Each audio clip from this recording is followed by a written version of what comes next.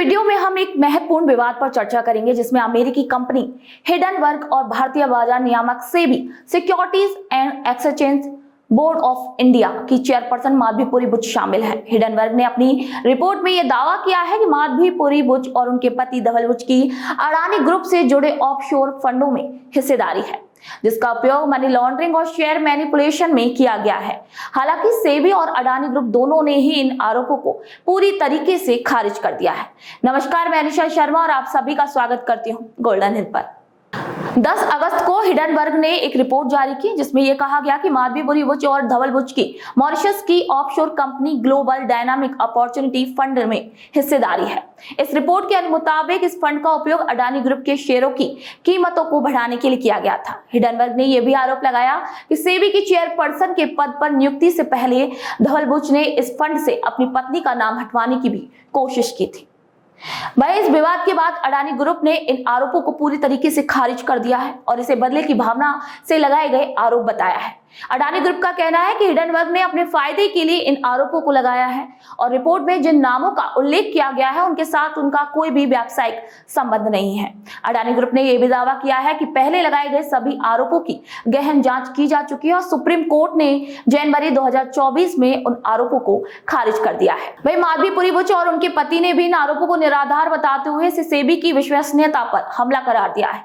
सेबी का कहना है कि सुप्रीम कोर्ट के आदेश के मुताबिक जनवरी 2024 तक अडानी समूह के खिलाफ 24 में से 22 जांच पूरी की जा चुकी है। एक और जांच मार्च 2024 तक पूरी की गई और एक जांच अभी बाकी है। वहीं सेबी ने हिंडनबर्ग 27 जून 2024 को 46 पेजों का कारण बताओ नोटिस भी जारी किया था, लेकिन अब तक हिंडनबर्ग की तरफ से इसका कोई भी जवाब नहीं आया।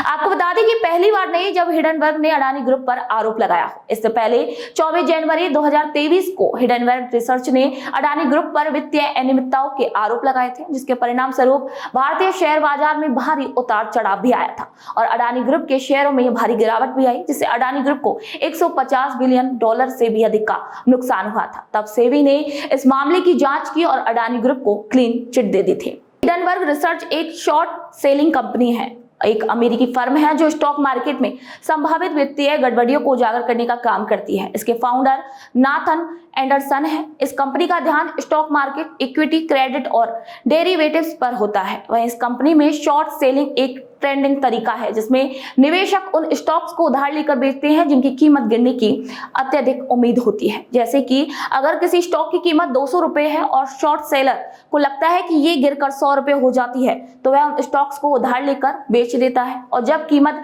गिरती है तो उस स्टॉक्स को कम कीमत पर खरीदकर उधारदाता को वापस लौटा देता है। इस तरह कैसे वह लाभ कमाता है। भाई हिंडनबर्ग अक्सर कंपनियों पर गंभीर आरोप भी लगाती है जैसे वित्तीय धोखाधड़ी, जिसके कारण कंपनियों के स्टॉक्स की कीमतें गिर सकती हैं और अगर हिंडनबर्ग ने उन स्टॉक्स पर शॉर्ट सेलिंग की हो तो उसे इस गिरावट से काफी फायदा हो जाता है। वह सेबी भी भारत के वित्तीय बाजारों की एक नियामक संस्थान है जो निवेशकों की सुरक्षा, बाजार के विकास और उसकी कानूनी संरचना को बनाए रखने के लिए जिम्मेदार होती है।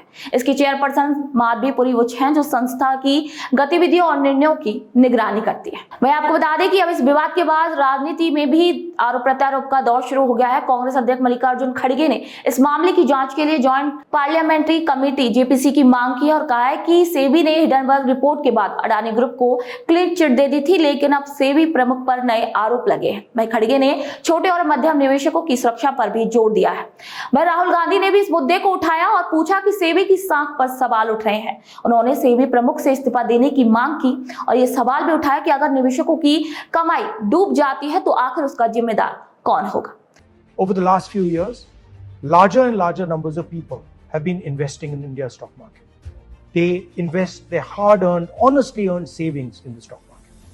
And it is my duty as leader of the opposition to bring to your notice that there is a significant risk in the Indian stock market because the institution that governs the stock market is compromised. Now I'm going to explain to you exactly how and why it is compromised. A very serious allegation against the Adani Group was illegal share ownership and price manipulation using offshore funds. It has now emerged that SEBI chairwoman Madhavi Buch and her husband had an interest in one of those funds.